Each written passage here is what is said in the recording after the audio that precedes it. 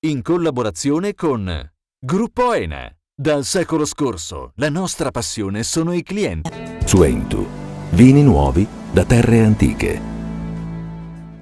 Richiedi al tuo negoziante di fiducia i prodotti del mercato agroalimentare della Sardegna. Dal 1953, Gruppo Cellino.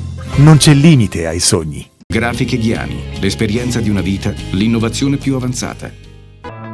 SE Trand, settore ecologia, dal 1979 al servizio dell'ambiente in Sardegna.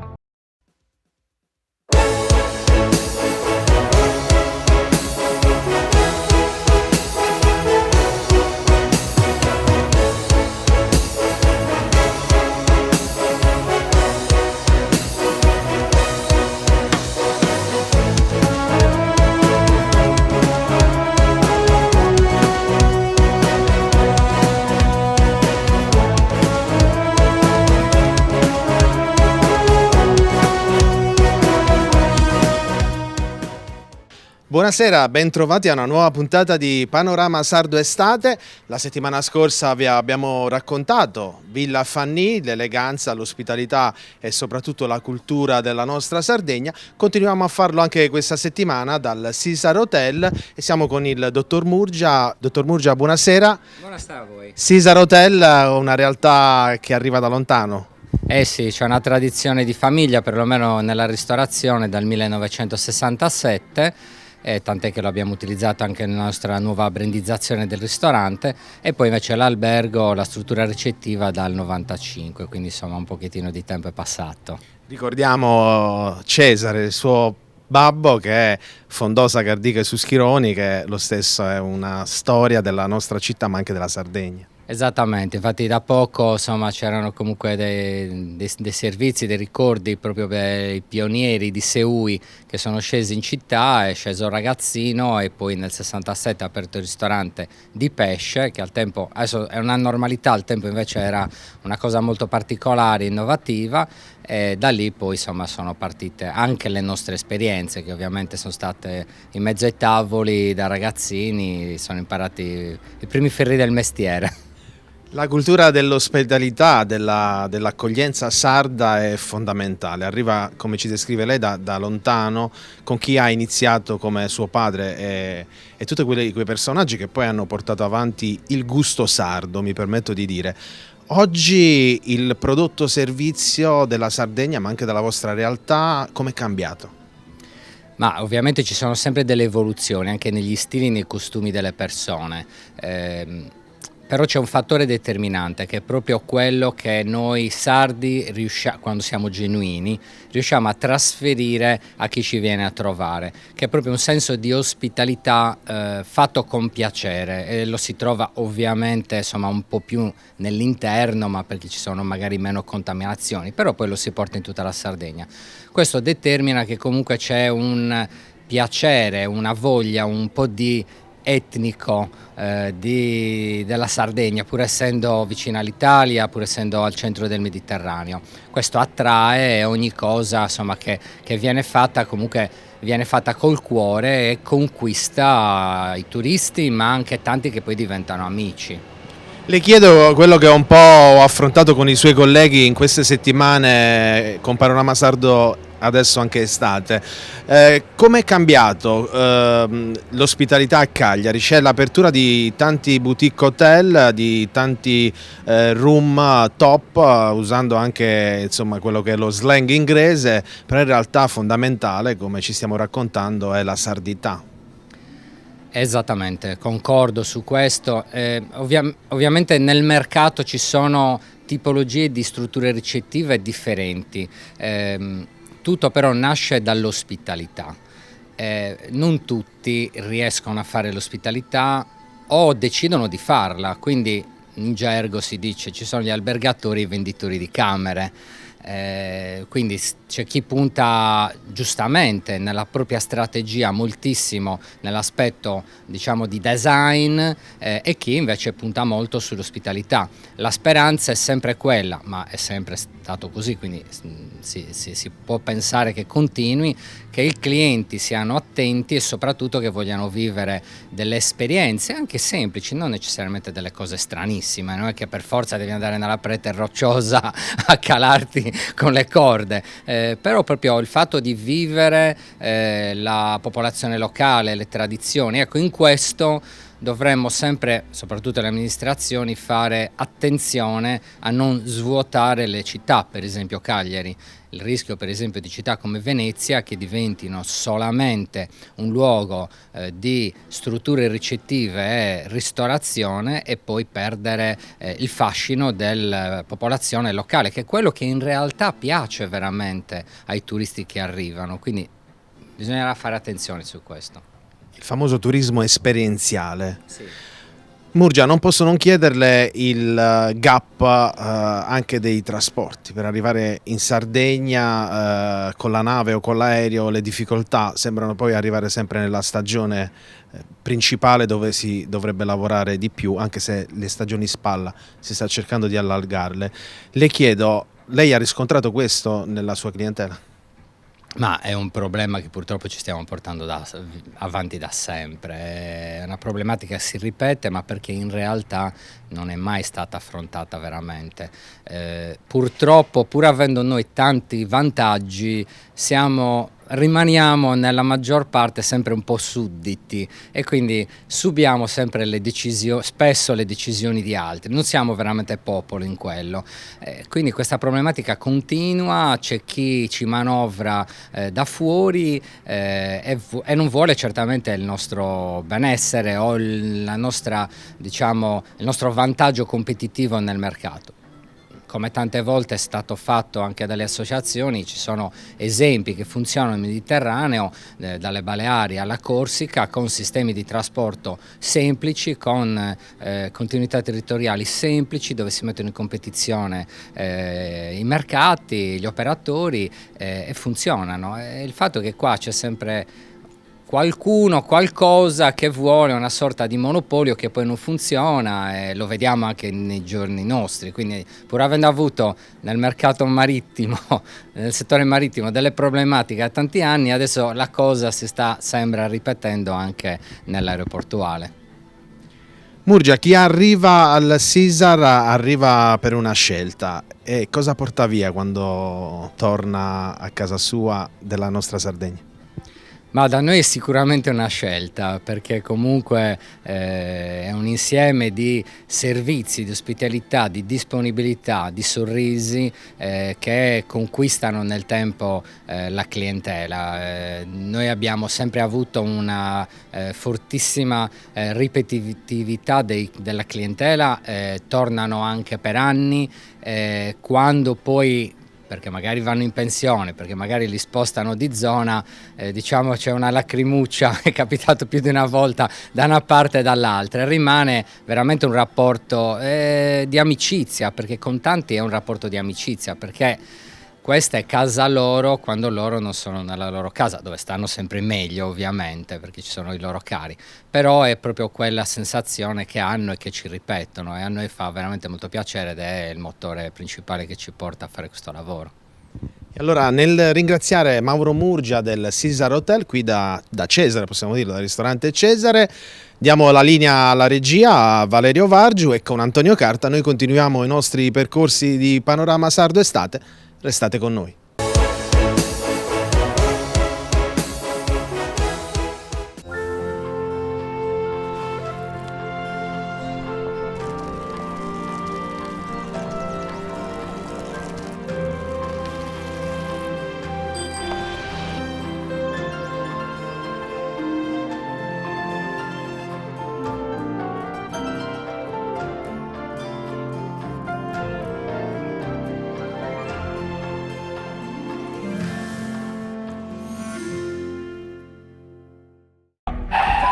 Signora, dai signora! C'è solo un modo per uscirne. Ma tutto questo da oggi finirà. Maccio Capatonda, Bebe Vio, la mia ragazza, la mia foto e la lentissima Diana Coleman. Muoviti! We Hybrid, il calma guidatore. Gruppo Ene. Dal secolo scorso, la nostra passione sono i clienti. Ogni giorno selezioniamo con cura il nostro raccolto. Il meglio del territorio. Da sempre, garanzia di qualità. Ma è proprio quando le luci si accendono e il mercato si anima che tutto prende vita. Dalla terra alla tavola in meno di 12 ore. Frutta e verdura dal sapore autentico, come in un mosaico di freschezza e genuinità. E per chi apprezza i sapori esotici, un'ampia scelta di frutti tropicali selezionati.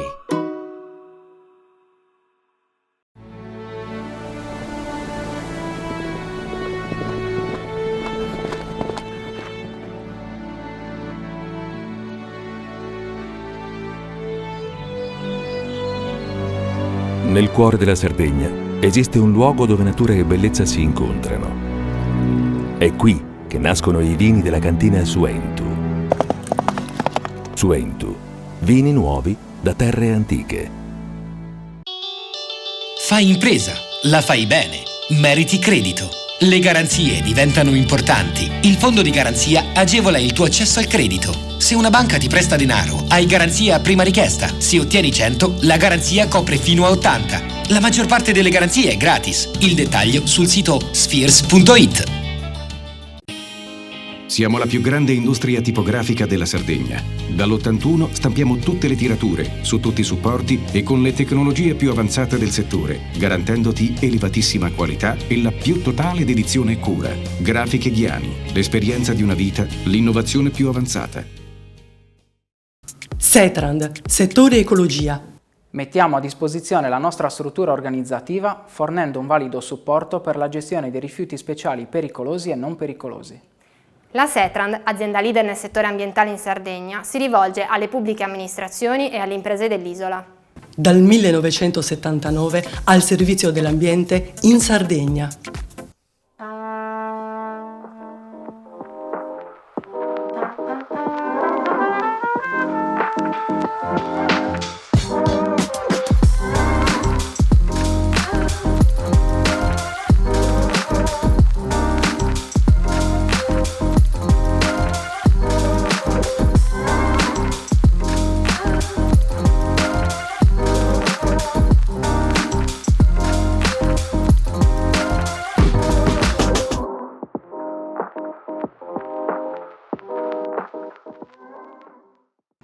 La Proloco di Ortacesus e il Museo del Grano, in collaborazione con le Proloco della Tregenta, vi invitano alla 7ª edizione Tregenta nel nome del pane, il 22 e il 23 luglio a Ortacesus.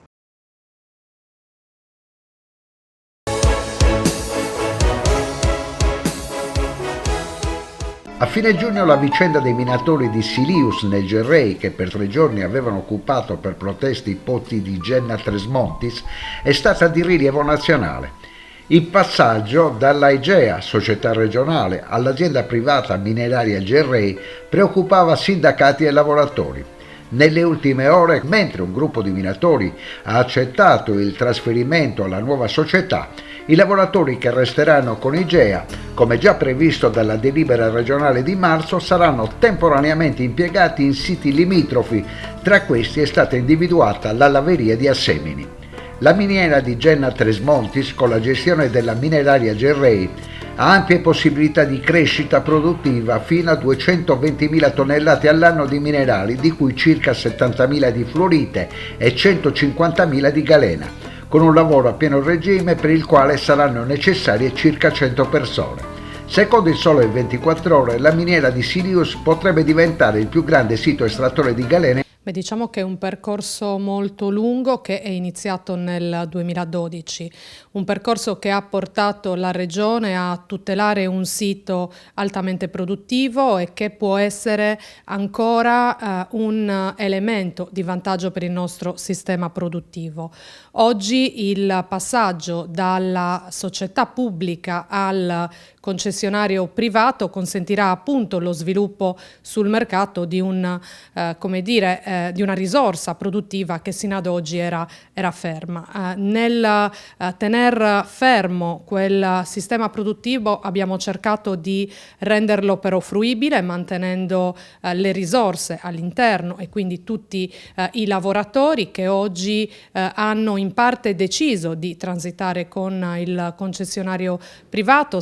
Abbiamo avuto notizia che 10 di questi lavoratori sono già transitati con la nuova società, e gli altri invece sono stati mantenuti da noi all'interno di Igea ancora per qualche mese, in attesa appunto che si sciolga la riserva di chi deve ancora passare con il soggetto privato o di chi dovrà rimanere all'interno della società per gestire comunque quella parte perimetrale che rimane in capo alla regione e che riguarda la laveria di Assemini. Un percorso che ha voluto portare non soltanto al sostegno della risorsa in termini di lavoratore che è pronto per poter dare il suo servizio al privato, ma anche e soprattutto alla cura della risorsa lavoro come la risorsa importante per il mantenimento del nostro patrimonio ambientale, perché ricordo che chi rimarrà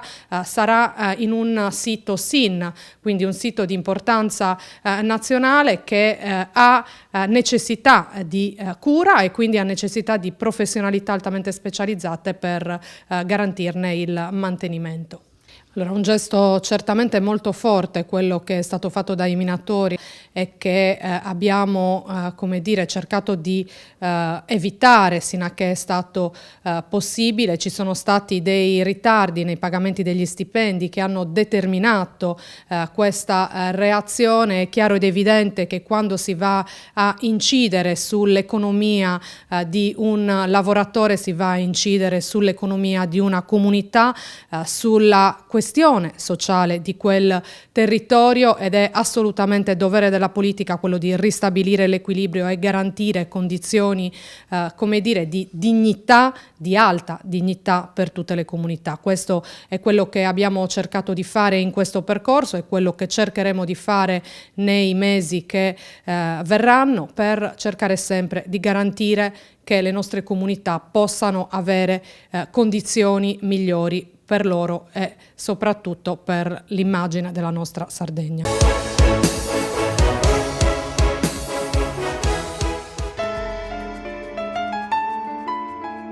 Con l'apertura dei lavori, la seconda chance e la presentazione del progetto Lavorare vale la pena, sono state raccontate le esperienze di inclusione realizzate con alcuni detenuti dell'Istituto Penitenziario Minorile di Quartuccio, con la testimonianza in prima persona di tutor e di un detenuto ora libero. Sono stati chiariti i vantaggi anche economici e fiscali per le imprese che vogliono partecipare a questo processo collettivo di reinserimento socio-economico dei detenuti e degli ex attraverso l'adesione del marchio etico solidale. Sono stati raccontati anche gli effetti positivi del progetto della lavanderia in carcere e le nuove opportunità che si possono offrire ai giovani detenuti.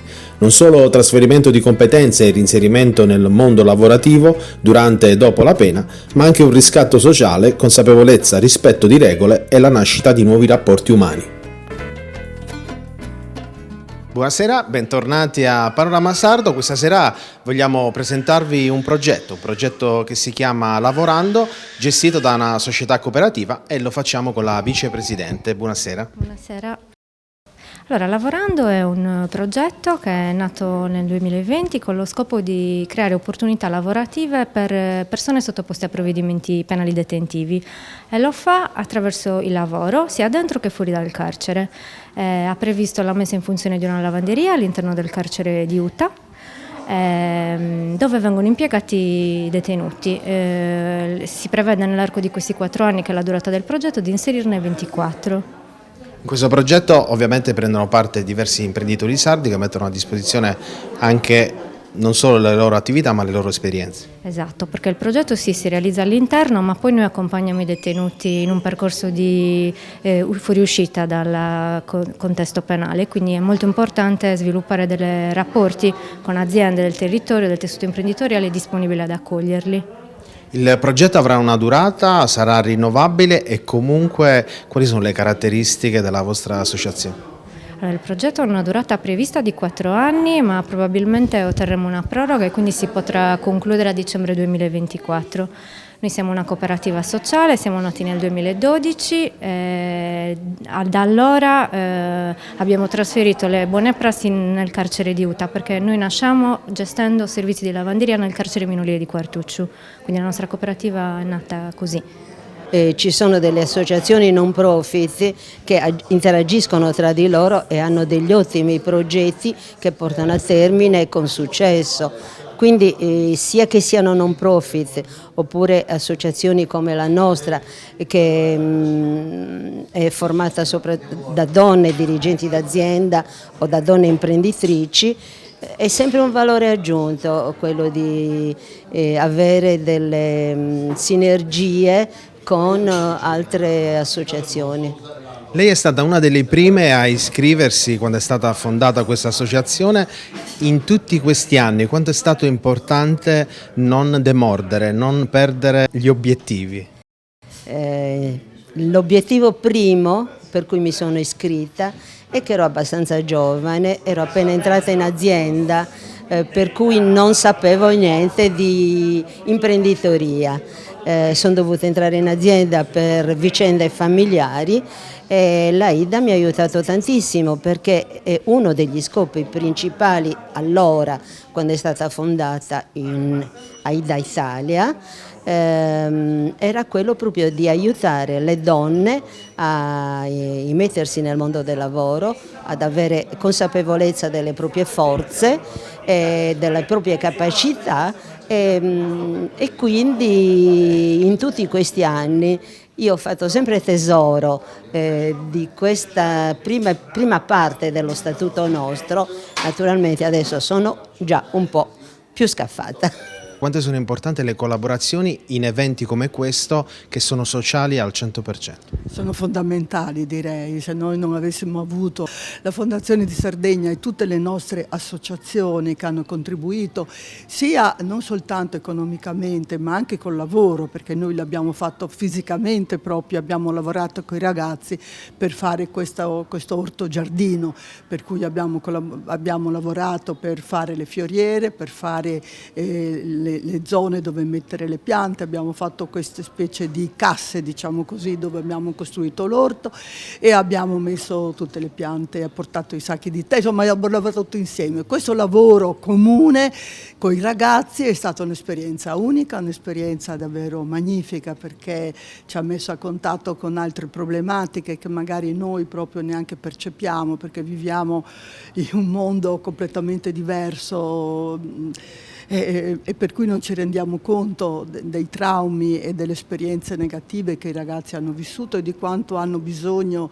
di amore e hanno bisogno per rifarci una nuova vita, per rivedere la luce, per capire che fuori si può ancora si può tornare e vivere nella società. Per cui io ho visto tanti ragazzi che sono stati veramente molto felici di fare questo e adesso raccolgono i frutti del loro lavoro. Questa è una cosa importante, perché questo lavoro l'abbiamo fatto in marzo e adesso ci sono i pomodori, le melanzane, ci sono tutti i frutti della terra con i quali loro cucinano, perché loro amano molto cucinare. Per cui è sempre anche fare i cuochi, raccogliere la verdura, insomma è una cosa che a loro li ha resi felici e questo a noi ha fatto un grande piacere, perché sappiamo le difficoltà che hanno, sappiamo, anche se non lo capiamo proprio, direi che non lo capiamo ancora del tutto, perché bisogna stare molto vicini a loro per capire profondamente, perché vengono da situazioni veramente terribili. Quindi possiamo dire che il lavoro, soprattutto quello fatto con passione, riesce a connettere anche situazioni sociali diverse. Questo ne è proprio l'esempio con tutti i protagonisti che lei ha citato, ma soprattutto con chi si adopera insieme a loro per far sì che questa luce arrivi. Sì, questo è vero, perché loro veramente in questo hanno messo della passione, perché bisogna riuscire a coinvolgerli e si possono coinvolgere soltanto lavorando con loro, partecipando con loro, proprio fisicamente, stando insieme. Solo così si può fare, ecco. Poi dopo entrare veramente in un contatto profondo è un po' difficile, però noi siamo andati spesso, ogni settimana andavamo 3-4 giorni insieme con loro a chiacchierare, a parlare, a non soltanto a strappare l'erba, a fare varie operazioni. Per tornare a vivere, sì. E pensiamo anche di poter inserire, una volta usciti in questo mondo del lavoro, perché il lavoro fa bene, non c'è niente da fare. Ai ragazzi il lavoro fa bene, il lavoro è veramente indispensabile, formativo, ti rendi conto di chi sei lavorando, di cosa sei capace. E invece è una cosa che adesso insomma un po' ci fa un po' fatica a coinvolgerli nel lavoro, veramente. E allora con questo messaggio di entusiasmo, sociale, ma soprattutto estivo, Panorama Sardo continua. Ringraziamo Villa Fanny, la padrona di casa Lucina Cellino, la Rosi Sgarravatti. Continuate a seguirci, linea alla regia. Grazie a voi. L'apparenza non inganna.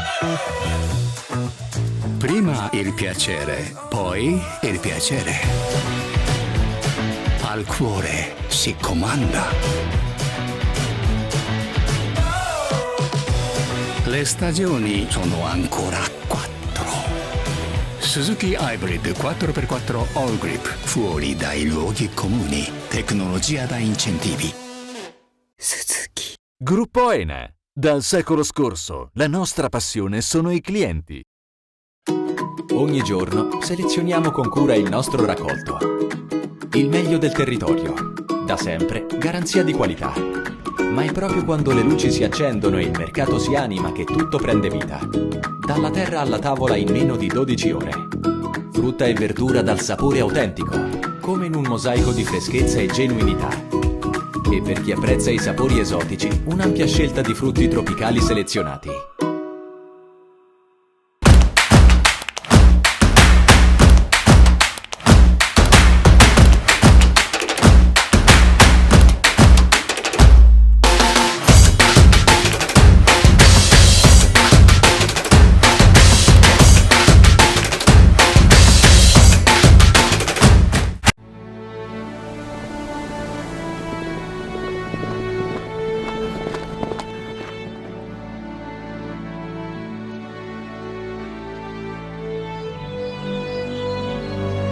Nel cuore della Sardegna esiste un luogo dove natura e bellezza si incontrano. È qui che nascono i vini della cantina Suentu. Suentu, vini nuovi da terre antiche.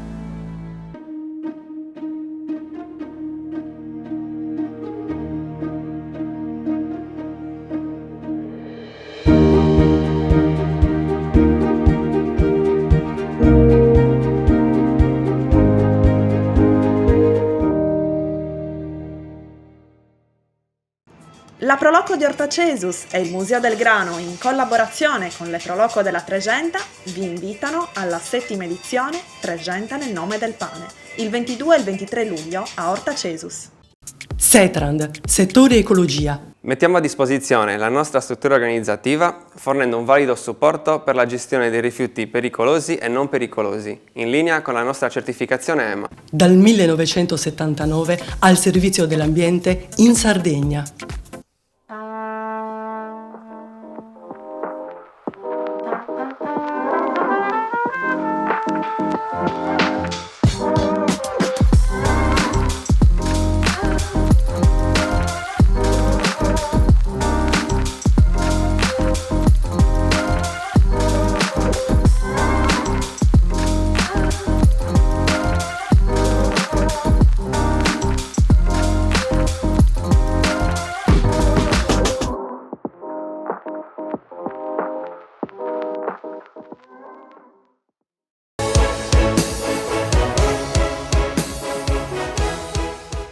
Valerio, buona serata, siamo all'assessorato regionale dei trasporti, è un momento particolare perché sono andate a conclusione quelle che sono state le manifestazioni di interesse per le rotte Alghero-Roma-Fiumicino e Alghero-Milano-Linate. Una soddisfazione evidente perché appena 6 mesi fa quelle stesse gare erano andate deserte, adesso si vola. Siamo con l'assessore dei trasporti Antonio Moro. Una bella notizia, quella di aver registrato 4 offerte sui voli in continuità da e per Alghero e di aver aggiudicato ad Aero Italia le rotte con Fiumicino e Linate. La compagnia Aero Italia si conferma così la compagnia degli aeroporti del nord, essendosi aggiudicata lo scorso dicembre anche le gare che collegano Olbia con Fiumicino e Olbia con Linate.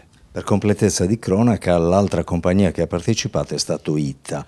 Adesso c'è un momento ancora più importante. Domani al Ministero si parla di tariffa unica e di continuità, ancora una volta uno dei temi cruciali per i sardi e non solo. In un momento di grande piacere per la destinazione Sardegna, le criticità sono note. Proviamo a spiegare com'è lo stato dell'arte. Certo, la continuità domani al Ministero porteremo quelle che sono le valutazioni sulla continuità territoriale, che presenta le criticità note e che derivano da una interpretazione riduttiva, restrittiva da parte della Commissione europea del volume dei traffico residenti. Da questo dato discende le frequenze non adeguate a soddisfare il traffico in continuità territoriale dei passeggeri sardi. L'altro punto dolente del sistema della continuità territoriale è la mancanza di un tetto alla tariffa non residenti. E queste due questioni sono due questioni centrali verso le quali chiediamo l'attenzione e la collaborazione del Ministero, così come rivolgiamo l'invito al Ministero e all'ENAC di portare insieme con la Regione un confronto alto in sede europea perché si possano rivedere gli indirizzi e le linee guida per costruire un bando più rispondente alle esigenze dei sardi e a quelle del mercato. Facciamo un passo indietro, torniamo su Alghero perché è una piccola pietra da segnare questo 5 luglio 2023 nell'ambito dei collegamenti da e per la Sardegna e della Riviera che da sempre rimaneva uno dei piccoli gioielli del nostro patrimonio. In che modo lei la legge questa partecipazione di Aero Italia e ITA a distanza di 6 mesi con proposte interessanti che possano soddisfare il mercato?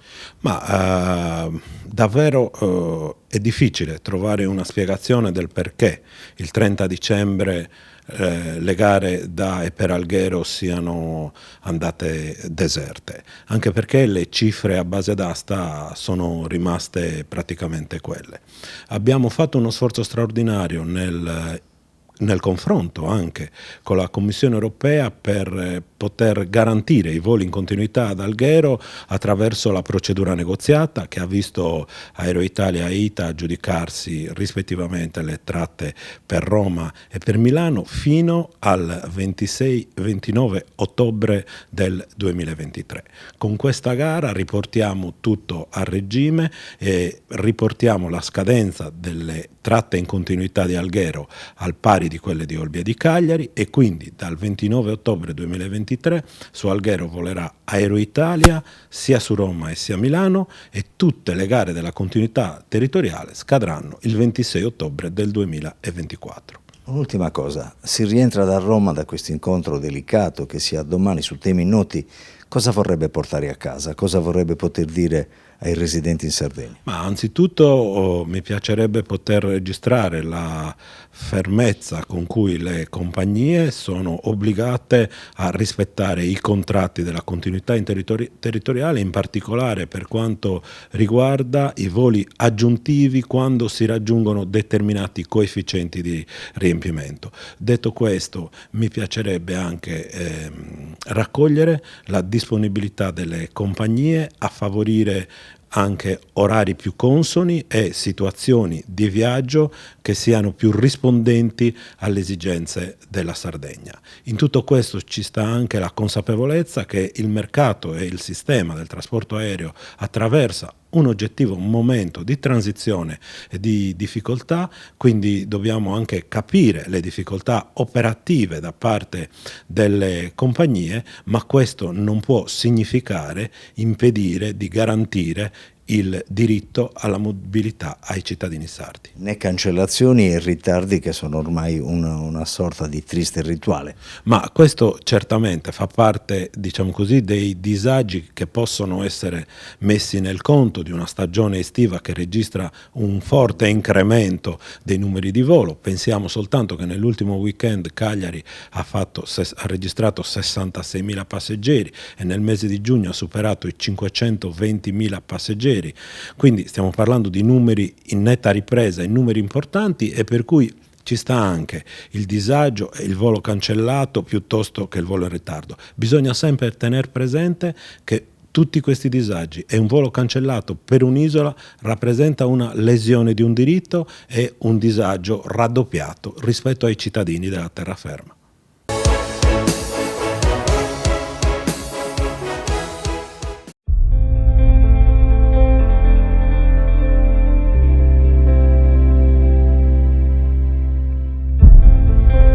Prevenire gravi patologie nelle persone che hanno lavorato a contatto con l'amianto. Questo è il progetto innovativo che l'ASL di Oristano sta applicando come apripista in Sardegna.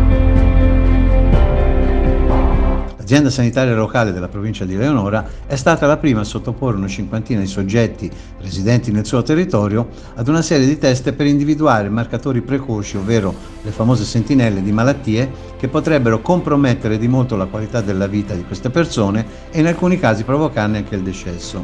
Progetto unico al mondo che va a trovare una soluzione sul sistema di prevenzione degli ex esposti e dei loro familiari che hanno avuto contatti con la fibra killer dell'amianto.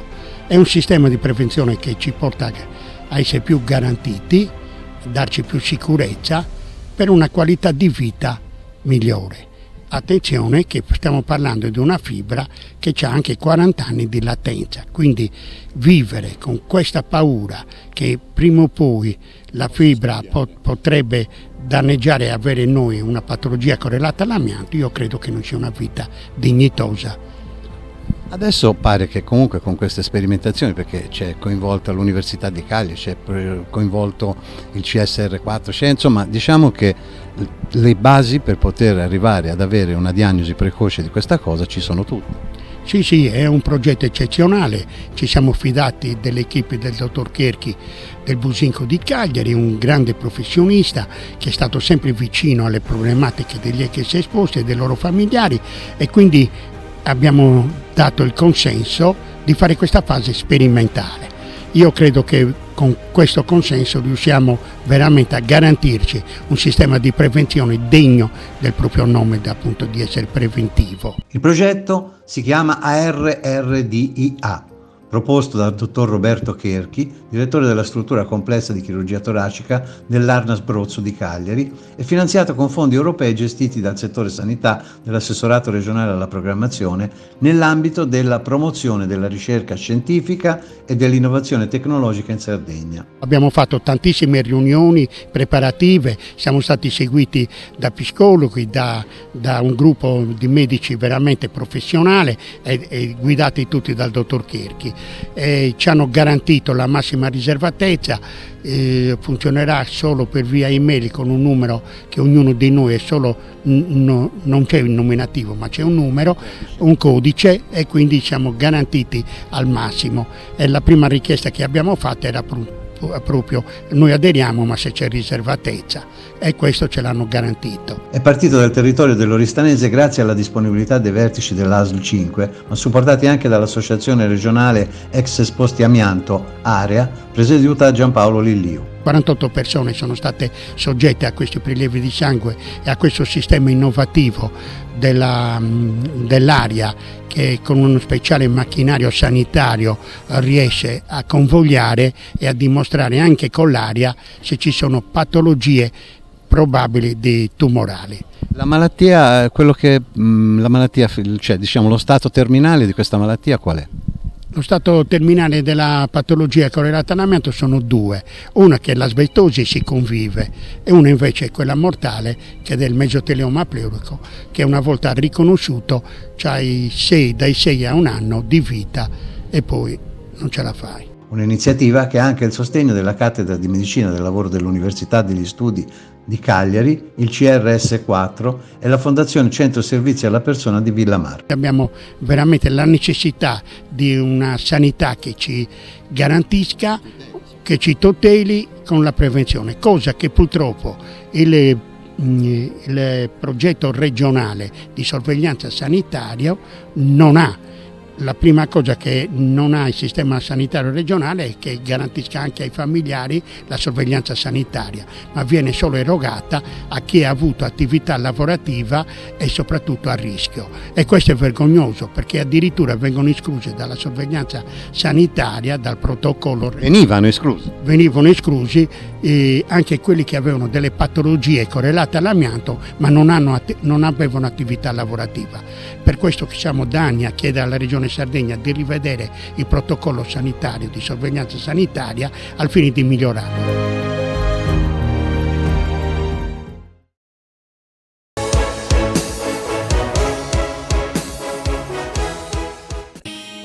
Siamo la più grande industria tipografica della Sardegna. Dall'81 stampiamo tutte le tirature, su tutti i supporti e con le tecnologie più avanzate del settore, garantendoti elevatissima qualità e la più totale dedizione e cura. Grafiche Ghiani, l'esperienza di una vita, l'innovazione più avanzata.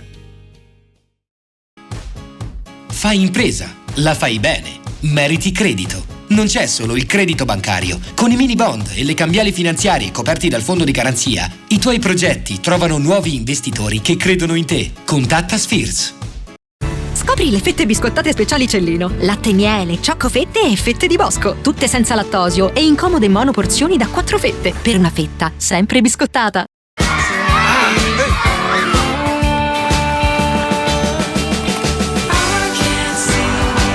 Nuova Toyota Corolla Cross Hybrid. Ogni giorno è una nuova avventura. Scopri l'ibrido Toyota più avanzato di sempre. Gruppo ENE. Dal secolo scorso, la nostra passione sono i clienti. La Proloco di Ortacesus e il Museo del Grano, in collaborazione con le Proloco della Tregenta, vi invitano alla 7ª edizione Tregenta nel nome del pane, il 22 e il 23 luglio a Ortacesus. Ogni giorno selezioniamo con cura il nostro raccolto. Il meglio del territorio, da sempre garanzia di qualità. Ma è proprio quando le luci si accendono e il mercato si anima che tutto prende vita. Dalla terra alla tavola in meno di 12 ore. Frutta e verdura dal sapore autentico, come in un mosaico di freschezza e genuinità. E per chi apprezza i sapori esotici, un'ampia scelta di frutti tropicali selezionati. Setrand, settore ecologia. Grazie agli impianti innovativi ed al costante sviluppo tecnico recuperiamo oltre il 70% dei rifiuti da noi gestiti. La Setrand, azienda leader nel settore ambientale, si rivolge alle pubbliche amministrazioni e alle imprese dell'isola. Dal 1979 al servizio dell'ambiente in Sardegna.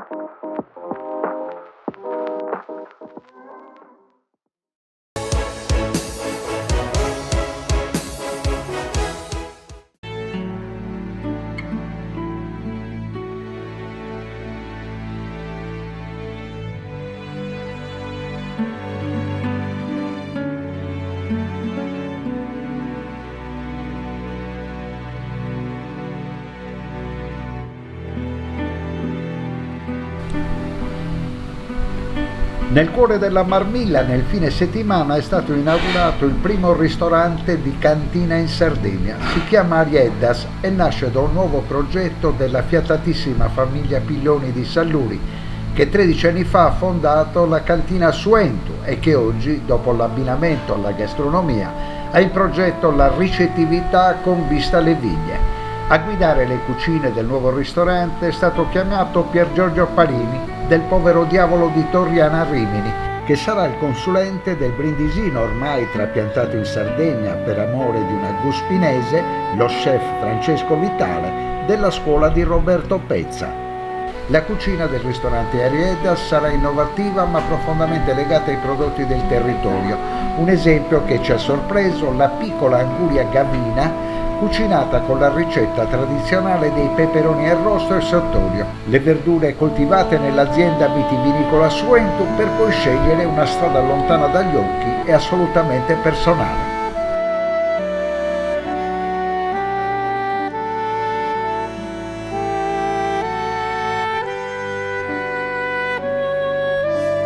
Responsabile del progetto Arieddas, Domenico Sanna, responsabile anche della comunicazione dei progetti della cantina.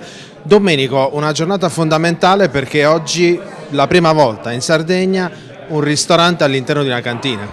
Sì, una giornata dal mio punto di vista importante per noi che lanciamo questo progetto, ma credo importante in generale per il mondo dell'enoturismo in Sardegna, con quale auspicio? Essere i primi di una lunga serie.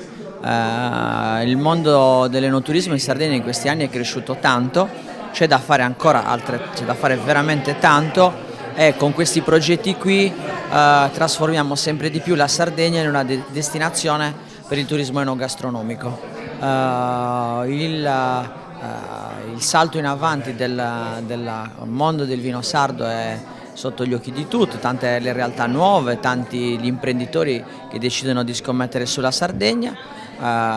Questo deve andare dal nostro punto di vista di pari passo con una crescita dell'offerta, un miglioramento dell'offerta, affinché un domani riusciamo a far vivere le campagne tutto l'anno. Si parla da decenni di destagionalizzare il turismo in Sardegna. Forse uno degli strumenti più semplici, perché il cibo come il vino sono degli elementi, una lingua universale che accomuna tutti i popoli, possono giocare questo ruolo qua di far vivere gli interni e farli vivere tutto l'anno. Questo è l'ennesimo tassello di un percorso che voi state facendo da anni, che vuole portarvi solo ed esclusivamente alla valorizzazione della sardità. Sì, la nostra idea è quella di raccontare la Sardegna. Ci piace raccontare le diversità e quindi la ricchezza della Sardegna, lo facciamo parlando, non stancandoci mai di parlare di Marmilla. Speriamo che in tanti poi prendano questo come spunto per raccontare le tante subregioni della Sardegna. Abbiamo quasi un privilegio unico nell'avere tutte queste belle diversità di paesaggi, di materie prime, di climi, di quant'altro, e dobbiamo rendercene ancora più orgogliosi.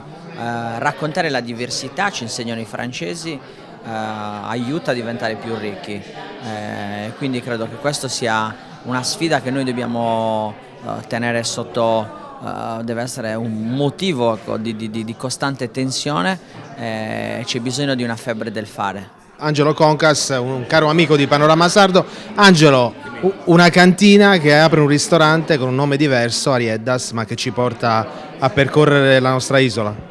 Allora, prima di tutto tanti complimenti, perché era un mio sogno, una vita che speravo che qualche cantina decidesse di aprire il ristorante all'interno e che avesse in progetto anche le camere. Loro sono stati bravissimi, hanno realizzato quello che mancava in Sardegna e che sarà un grandissimo successo. Non lo dico così, ma ne sono certo. La Marmilla è un territorio splendido, è un territorio che se viene fatto conoscere la gente si innamora. Poi arrivare qui, trovi dei vini decisamente interessanti, un panorama da sogno. Ci siamo appena seduti, non abbiamo ancora iniziato a mangiare, ma sappiamo di avere due chef bravissimi che quindi ci aspettiamo delle cose molto interessanti. Che dire, la Marmilla, un grande merito alla famiglia Pilloni, perché in questo modo stanno facendo sì che questo territorio meritevole possa farsi conoscere a livello internazionale. Tu sai che io sono responsabile per turismo enogastronomico per quanto riguarda la FIGET, l'Associazione Internazionale di Turismo Enogastronomico, di scrittori di turismo, e questo è quello che mancava in Sardegna. La Sardegna ha bisogno di queste cose, il turista ha bisogno, quando viene in Sardegna, di trovare queste cose. Speriamo che questo inizio ci dia belle soddisfazioni. Un'altra vecchia conoscenza in termini di contenuti e Mario Bonamici ha tante volte lasciato dichiarazioni ai nostri microfoni. Mario, un ristorante in Marmilla, in una cantina dove ci sono anche altre etichette, è fondamentale questo? Assolutamente sì, diciamo che questo pone le basi perché sia un esempio virtuoso per chi come loro voglia intraprendere una strada verso quello che non è neanche il futuro, è già presente, voglio dire, offrire al turista che cerca nell'esperienza enogastronomica un motivo per la sua vacanza, quindi benvengano questo tipo di strutture, bravissimi su Entu che da tempo ha dato sicuramente il là a quello che è l'enogastronomia più rivolta verso gli eventi, ma verso la promozione di un territorio che sicuramente farà da traino verso quello che è il futuro appunto della gastronomia qua, soprattutto in Marmilla. Arrivare da un territorio che è dedito al turismo, all'accoglienza e al buon cibo come l'Emilia Romagna, la costiera romagnola dove si vive tutto l'anno un turismo e l'Italia, arrivare in Sardegna, perché questa scelta? Sicuramente è una scelta per me stimolante, soprattutto quello perché mi fa conoscere appunto un territorio nuovo, persone, prodotti, una cultura lontana da quella che sento più mia perché io sono nato lì, è una sfida e quindi a me le sfide piacciono e dall'altra parte ho trovato una famiglia di imprenditori solida e seria e delle persone che hanno un grandissimo cuore, quindi c'era tutto per poter far bene.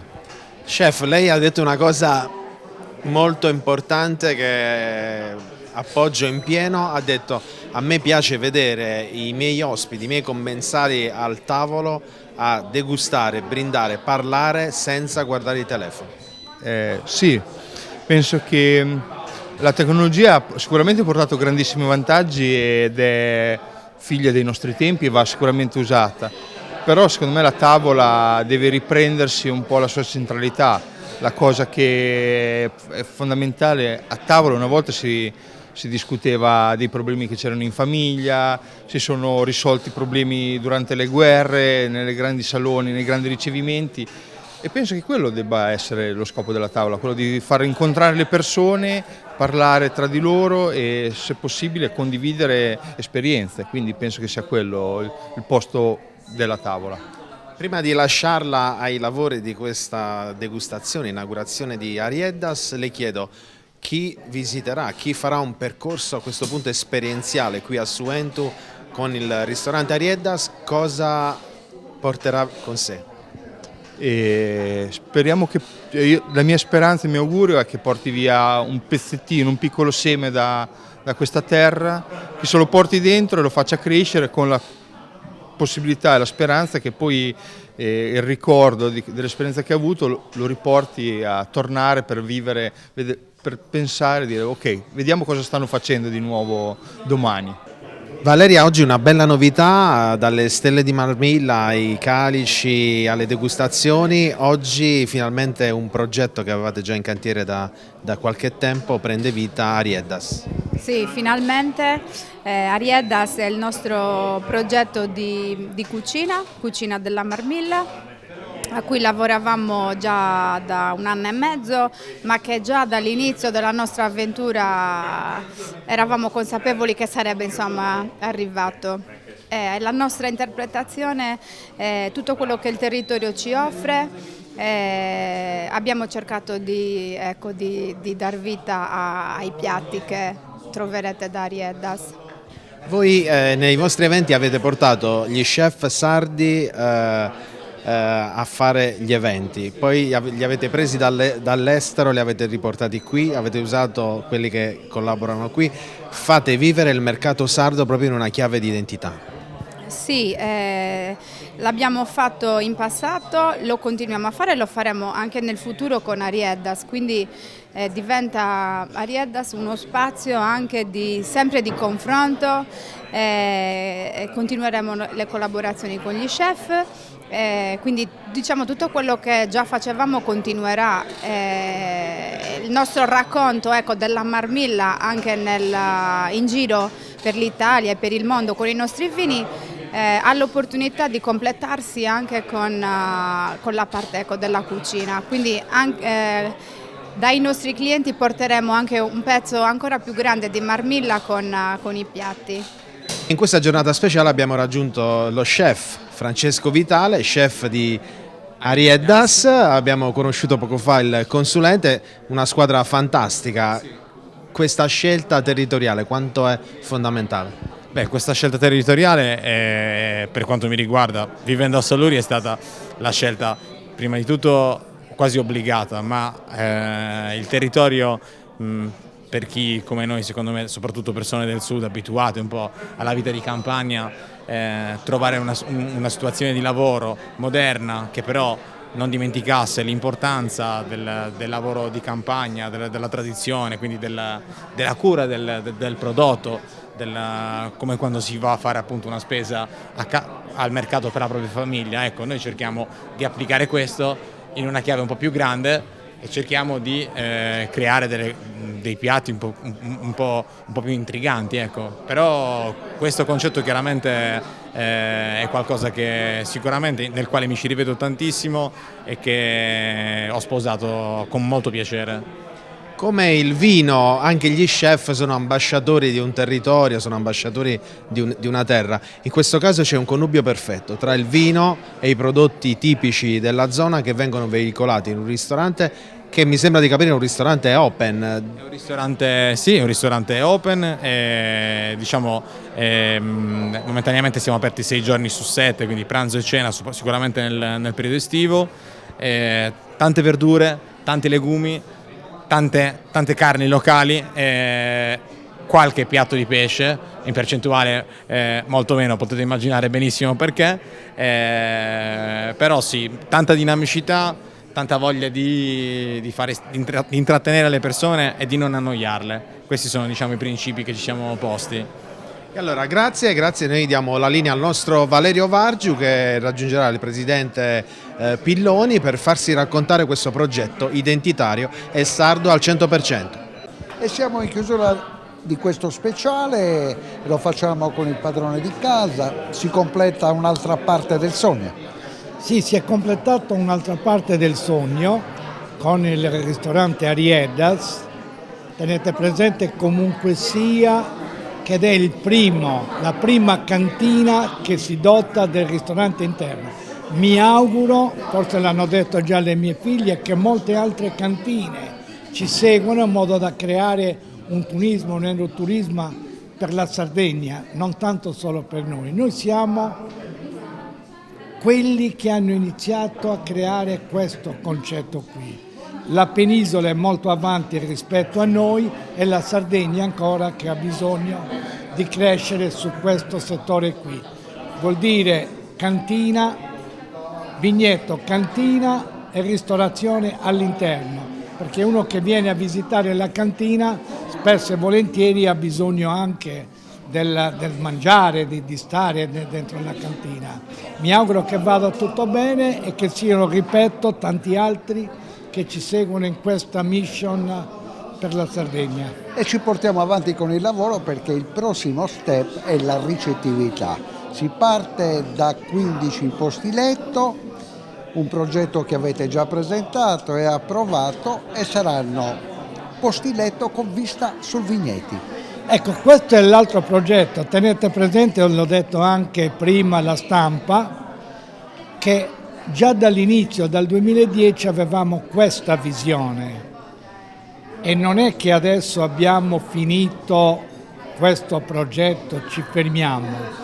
Ci saranno nuove sfide, tipo l'accoglienza con le camere all'interno, i nuovi vigneti, l'ampliamento della cantina. Come vedete è una cantina che è in evoluzione. Nel momento della conferenza stampa lei ha fatto una riflessione. Quando si parla di agricoltura si parla di lavoro duro ma lento. Noi lo vogliamo più dinamico.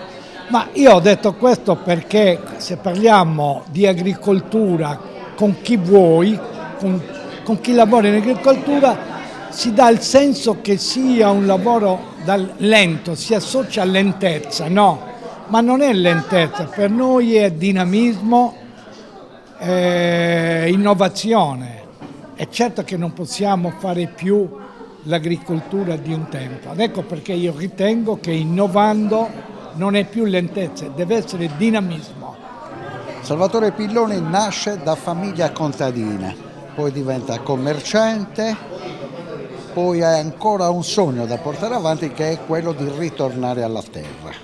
Adesso ha mollato il commercio e sta pensando solo all'agricoltura? No, io purtroppo lo dico qui, ma mia moglie non lo sa ancora, no.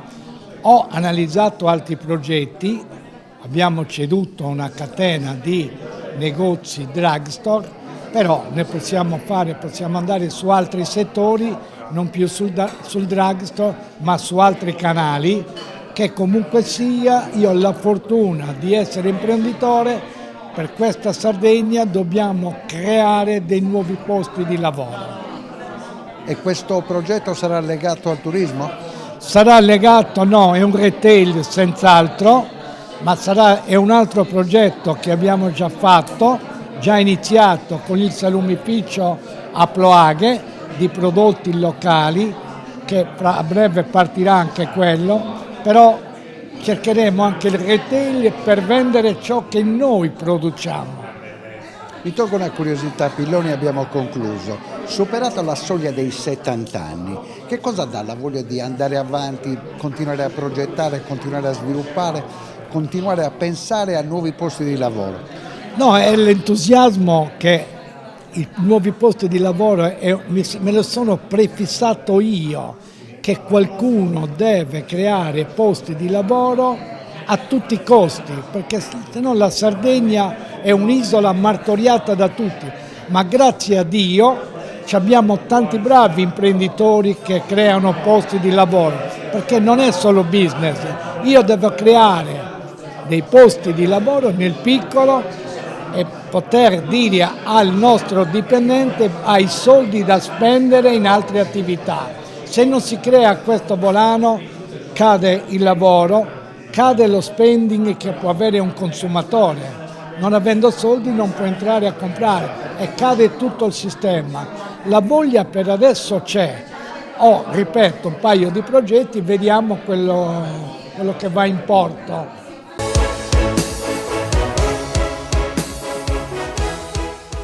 L'apparenza non inganna. Prima il piacere, poi i leoni sono ancora 4. Suzuki Hybrid 4x4 All Grip, fuori dai luoghi comuni, tecnologia da incentivi. Gruppo ENE. Dal secolo scorso, la nostra passione sono i clienti.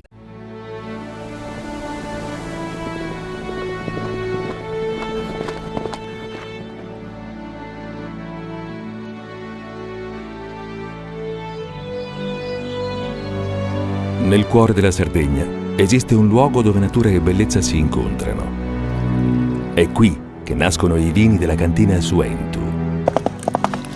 Suentu, vini nuovi da terre antiche. Ogni giorno selezioniamo con cura il nostro raccolto. Il meglio del territorio. Da sempre, garanzia di qualità. Ma è proprio quando le luci si accendono e il mercato si anima che tutto prende vita. Dalla terra alla tavola in meno di 12 ore. Frutta e verdura dal sapore autentico, come in un mosaico di freschezza e genuinità. E per chi apprezza i sapori esotici, un'ampia scelta di frutti tropicali selezionati.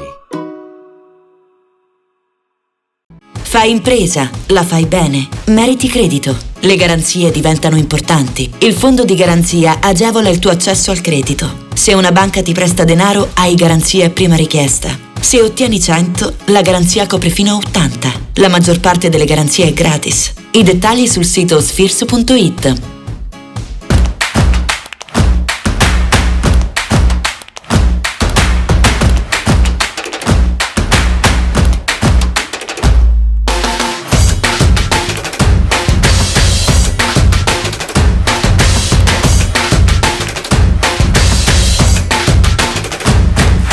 La Proloco di Ortacesus e il Museo del Grano, in collaborazione con le Proloco della Tregenta, vi invitano alla 7ª edizione Tregenta nel nome del pane, il 22 e il 23 luglio a Ortacesus. Setrand, settore ecologia. Siamo in grado di attivare il servizio di pronto intervento ecologico in caso di emergenza e con potenziale contaminazione delle matrici ambientali. La Setrand, azienda leader nel settore ambientale in Sardegna, si rivolge alle pubbliche amministrazioni e alle imprese dell'isola. Dal 1979 al servizio dell'ambiente in Sardegna.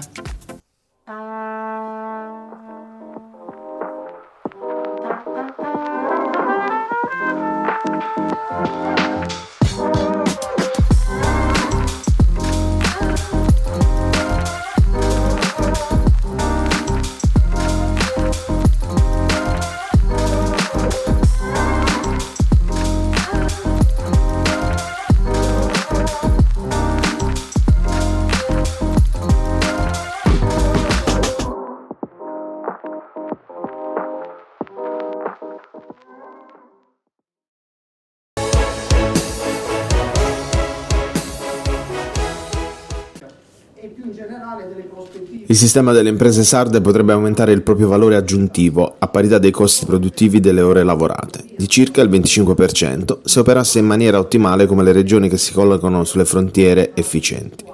Si tratterebbe di circa 8-9 miliardi di euro di maggior PIL, ai prezzi del 2019, e quanto si evince dal report Sardegna 2023 per lo sviluppo delle piccole e medie imprese presentato a Cagliari dalla Confederazione Nazionale Artigiani, proponendo un'analisi comparata della struttura del PIL della Sardegna con quelle delle altre regioni italiane. La ricerca da un lato ha confermato il fallimento delle politiche di coesione, ma dall'altro, analizzando le potenzialità dei settori strategici come turismo, agroindustria, costruzioni e trasporti, preserva la speranza che il declino per la Sardegna non sia irreversibile. Questa nostra ricerca e il nostro studio propone un approfondimento e un'analisi sull'economia della Sardegna, anche alla luce di un ventennio, quello trascorso, e di 3 cicli di programmazione comunitaria, e quindi ci rende l'immagine, la fotografia dello stato e della condizione della nostra economia, con una comparazione peraltro anche con le altre regioni europee. La percentuale del 25% che si perde con l'aumento del PIL e quindi facendo un raffronto al 2019, che non era un anno pandemico, ma la piccola e media impresa reagisce. Sì, c'è stata dopo il periodo pandemico una ripresa sostenuta del nostro sistema economico. I motori di questa ripresa sono stati il turismo e il settore delle costruzioni, ma lo studio propone anche e ci dice, facciamo i casi di scuola, che il nostro settore produttivo ha dei margini di miglioramento significativi. Se riuscissimo da un punto di vista della produttività a portarci, ad allinearci ai valori medi della produttività nazionale, la Regione Sardegna avrebbe un PIL che crescerebbe all'anno di circa 4 miliardi. Ancora di più, nel caso riuscissimo ad avvicinarci alla frontiera più efficiente delle regioni del nord Italia, la crescita del PIL sarebbe intorno agli 8-9 miliardi di euro.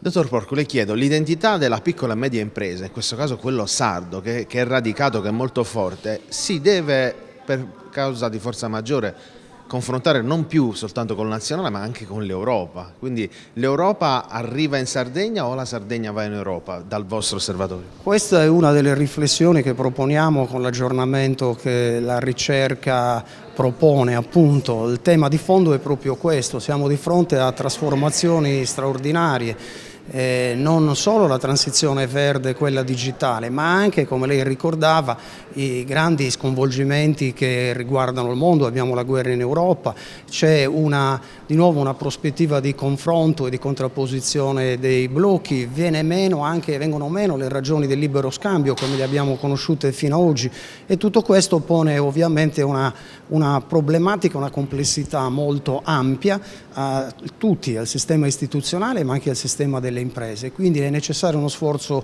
organizzativo, gestionale, occorre investire sull'innovazione, sul capitale umano, sulle competenze, e ovviamente noi da questo punto di vista indichiamo anche alcune proposte, e anzi come abbiamo ribadito anche nella comunicazione che vi abbiamo dato, il tema, noi proporremo degli approfondimenti e solleciteremo la Regione a predisporre anche sul nostro suggerimento una strumentazione adeguata che possa favorire l'estensione di queste pratiche da un numero sempre più ampio di imprese.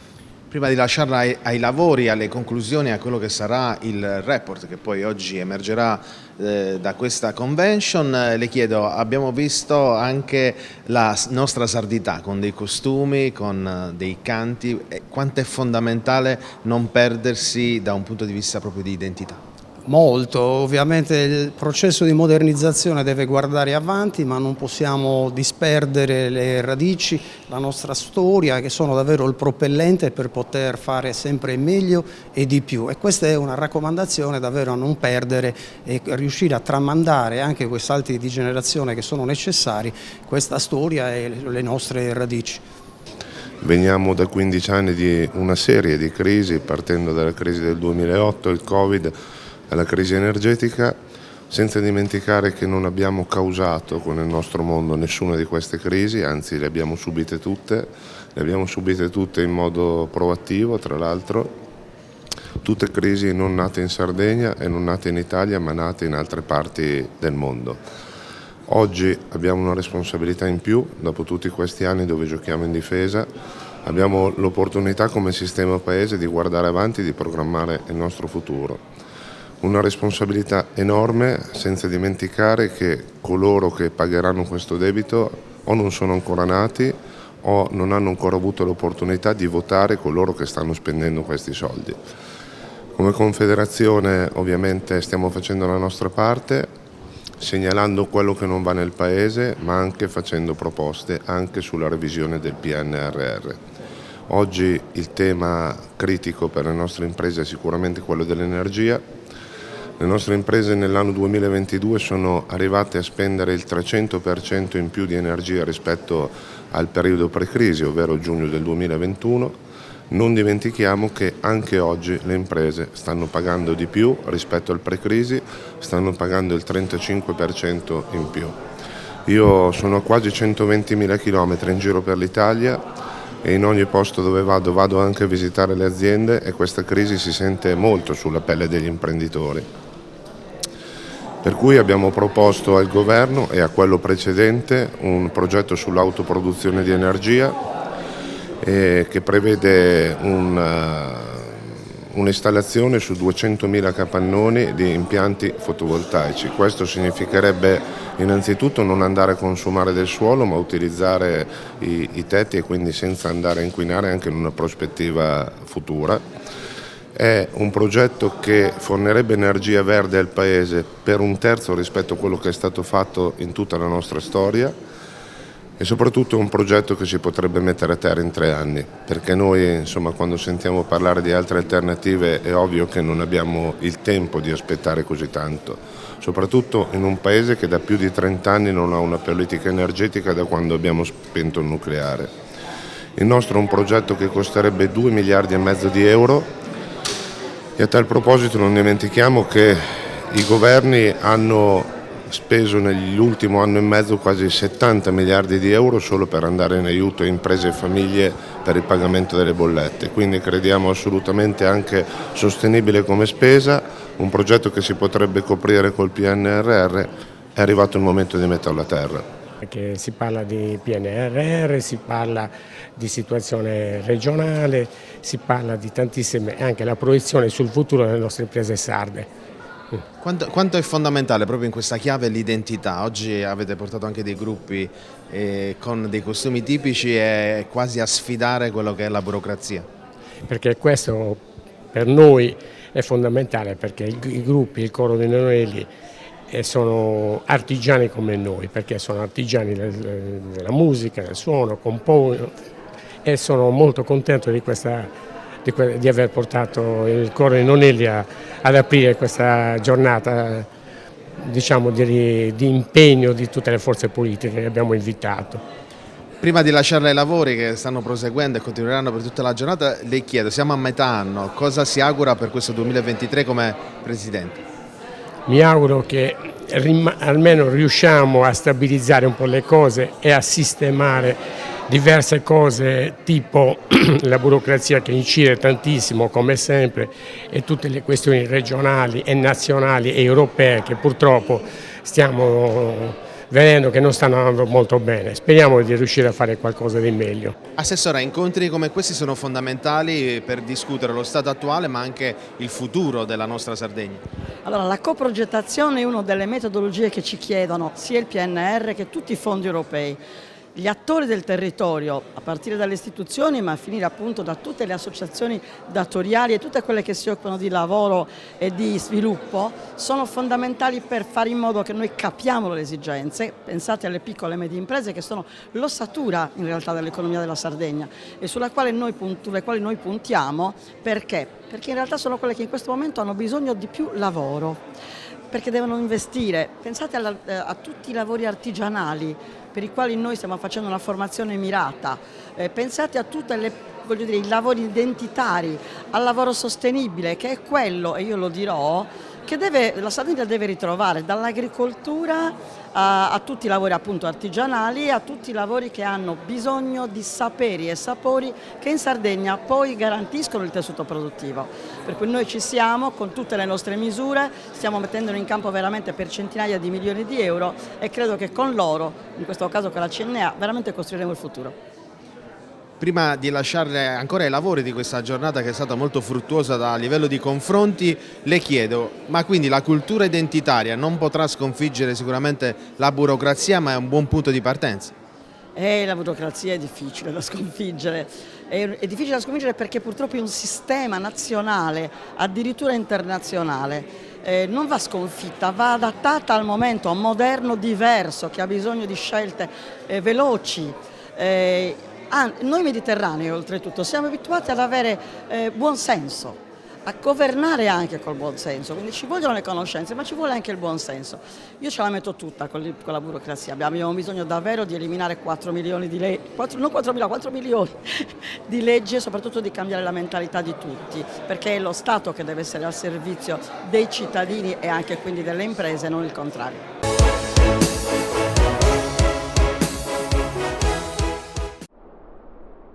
We've come a long, long way together, through the hard times and the good. I have to celebrate you, baby. I have to praise you like I should.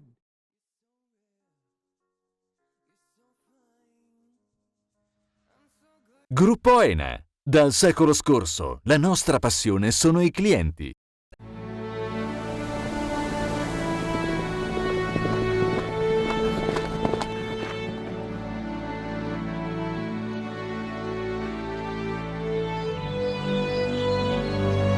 Nel cuore della Sardegna esiste un luogo dove natura e bellezza si incontrano. È qui che nascono i vini della cantina Suentu. Suentu, vini nuovi da terre antiche. Ogni giorno selezioniamo con cura il nostro raccolto. Il meglio del territorio, da sempre garanzia di qualità. Ma è proprio quando le luci si accendono e il mercato si anima che tutto prende vita. Dalla terra alla tavola in meno di 12 ore. Frutta e verdura dal sapore autentico, come in un mosaico di freschezza e genuinità. E per chi apprezza i sapori esotici, un'ampia scelta di frutti tropicali selezionati. La Proloco di Ortacesus e il Museo del Grano, in collaborazione con le Proloco della Tregenta, vi invitano alla 7ª edizione Tregenta nel nome del pane, il 22 e il 23 luglio a Ortacesus. Tutto inizia da un amore. Le farine, i mangimi, la pasta, le fette biscottate, la distribuzione e l'ospitalità. Dal 1953, Gruppo Cellino. Non c'è limite ai sogni. Siamo la più grande industria tipografica della Sardegna. Dall'81 stampiamo tutte le tirature, su tutti i supporti e con le tecnologie più avanzate del settore, garantendoti elevatissima qualità e la più totale dedizione e cura. Grafiche Ghiani, l'esperienza di una vita, l'innovazione più avanzata. Setrand, settore ecologia. Forti delle nostre competenze e dei nostri mezzi, realizziamo bonifiche di siti inquinati anche da amianto. La Setrand, azienda leader nel settore ambientale in Sardegna, si rivolge alle pubbliche amministrazioni e alle imprese dell'isola. Dal 1979 al servizio dell'ambiente in Sardegna.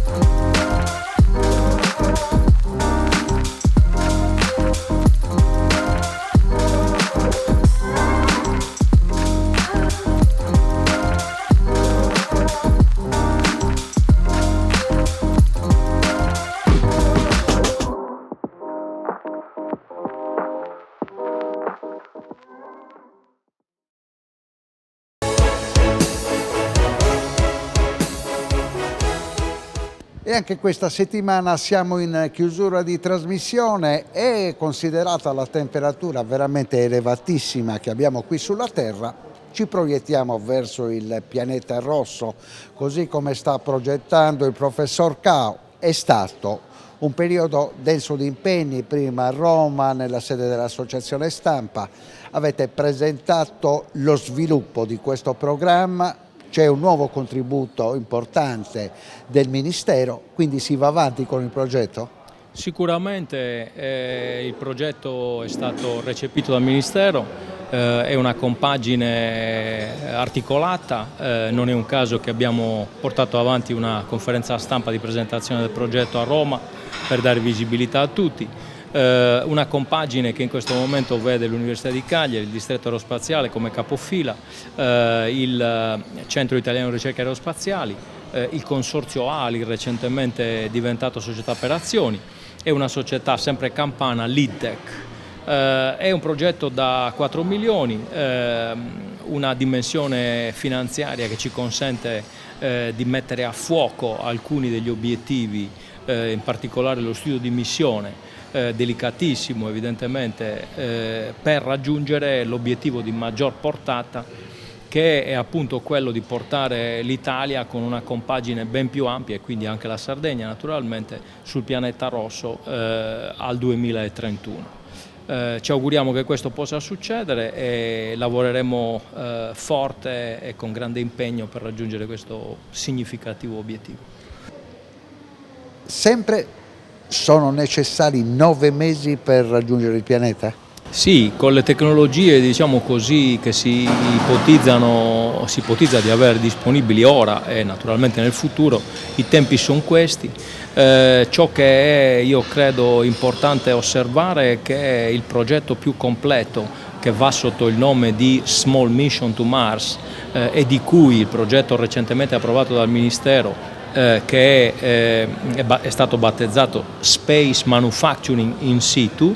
Dicevo, il progetto più ampio è già stato sottoposto all'attenzione dell'Agenzia Spaziale Italiana nel 2019 e anche del COMINT, l'organismo che sovrintende l'aerospazio in Italia.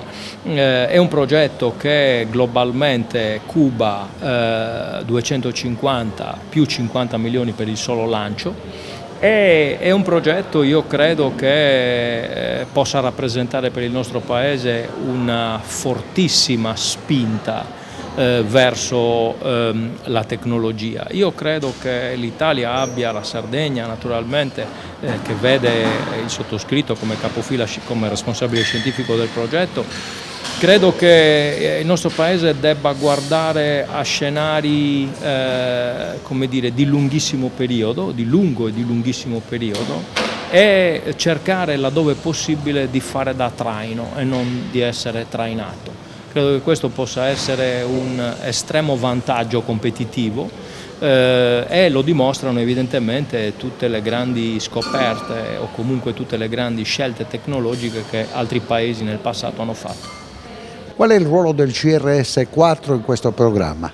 Sì, CRS4 che mi onoro, come è noto, di dirigere al momento era coinvolto fin dal momento in cui uno dei brevetti che nacquero nell'ambito del progetto COSMIC venne depositato. Mi riferisco in particolare al brevetto che ha come obiettivo quello di realizzare manufatti sul suolo marziano sfruttando le risorse disponibili sul pianeta. Andiamo per ordine, voi siete riusciti a progettare un piccolo mattone che poi può diventare una costruzione molto grande utilizzando il suolo marziano. Assolutamente sì, noi ricordo a memoria 2009, 2010, 2011 avevamo un progetto finanziato dall'Agenzia Spaziale Italiana. Nell'ambito di quel progetto abbiamo messo a punto una tecnologia che abbiamo depositato come brevetto. Il brevetto è stato successivamente concesso in Europa, Stati Uniti, Russia, Cina, Giappone e India.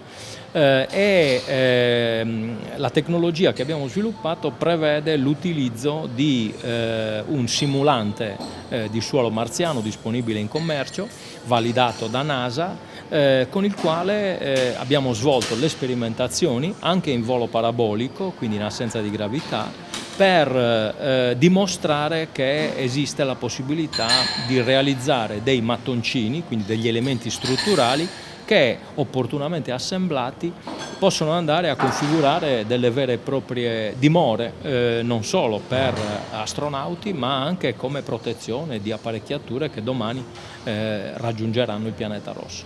E con il passare degli anni si sono fatte tante scoperte, tante innovazioni, l'ultima che è stata descritta nel corso della conferenza stampa romana è quella di come atterrare su Marte. Con un paracadute speciale. Sì, questa è nell'ambito del progetto finanziato dal Ministero Space Manufacturing in situ, oltre alla tecnologia e al payload che andremo a concepire per realizzare mattoncini, c'è questa tecnologia innovativa di ammartaggio. Quindi tecnologia innovativa di raggiungimento della superficie del pianeta rosso. È una tecnologia ad ombrello che si dispiega fino a consentire il raggiungimento della superficie marziana e nel modo con cui è stata concepita dovrebbe consentire di evitare l'utilizzo di retrorazzi per garantire un ammartaggio senza tecnologie aggiuntive, ma solo ed esclusivamente con questo speciale paracadute. Qual è il ruolo di salto di Kir e della sperimentazione per quel che riguarda la propulsione dei razzi? Oggi Poligono Interforze Salto di Quirra è diventato, sia nella sua configurazione a Capo San Lorenzo sia nella sua configurazione a Perdas de Vogu, un punto di riferimento nel panorama europeo e mondiale. A Capo San Lorenzo esiste la possibilità di testare motori a propellente solido, mentre a Perdas de Vogu motori a propellente liquido. È un unicum in questo momento in Italia, così come sta diventando un unicum la possibilità, anche alla luce della recentissima riapertura dell'aeroporto di Tortolì, la possibilità di mettere a sistema un'infrastruttura come appunto l'aeroporto di Tortolì, con tutte le opportunità tecnologiche che le apparecchiature disponibili a Salto di Quirra consentono di gestire, e questo ci fa guardare al traguardo della, di una piattaforma di test per velivoli senza pilota di qualunque tipo e dimensione, che credo che sia nelle corde della nostra regione. Ci avviamo alla conclusione, stanno partendo i titoli di coda. Questo tipo di propulsione potrà essere utilizzata anche per i voli ultraveloci transoceanici? È sicuramente un percorso che si sta portando avanti, c'è tanto ancora da fare. Al momento questo tipo di tecnologia è utilizzata nei diversi stadi per il lancio di appunto la messa in orbita di satelliti. Immaginare anche altre applicazioni è possibile, ma al momento andrei anche cauto. Nel fine settimana, e siamo alla domanda conclusiva, c'è stato anche un appuntamento all'Università di Sassari e c'è stata la presenza di un grande astronauta come Vittori. Di cosa si è parlato? Era presente Vittori, era presente un ex presidente dell'Agenzia Spaziale Italiana. Si è guardato e si sono tracciati degli scenari rivolti all'esplorazione dello spazio intesa in senso lato. Ancora una volta io credo si è dimostrato che il nostro paese era ai primissimi anni 60 tra i primi 3, forse il primo, per la messa in orbita di satelliti. E come dire, dobbiamo cercare di ragionare per tornare a quelle situazioni dove, dicevo prima, siamo noi il driver, siamo noi il punto di riferimento. Questa è la sfida, a mio modo di vedere, che non solo come Sardegna ma anche come Paese dovremmo cercare di giocare.